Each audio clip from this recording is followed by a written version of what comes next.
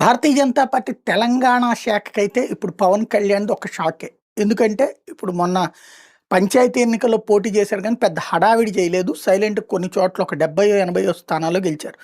ఇలా మీకు మీ మీతో చెప్పామండి కానీ హడావిడి చేయకుండా గూడా మనం ఇంత గెలుచుకున్నామని మొన్న కొండగట్టుకు వెళ్ళినప్పుడు తెలంగాణ జనసేన నాయకులు చెప్పడం, వాళ్ళందరితో మీటింగ్ అది ఏర్పాటు చేయడం అది చూసాం. దాదాపు 100, 130 అనుకుంటాను.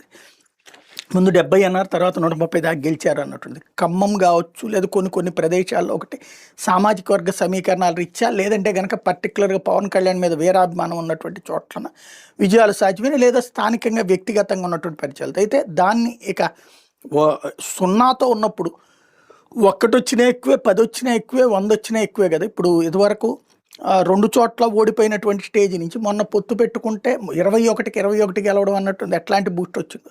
తెలంగాణలో 0 ఉన్నప్పుడు అదనంగా ఇప్పుడు మొన్నొచ్చిన సర్పంచులు బోనస్. ఇప్పుడు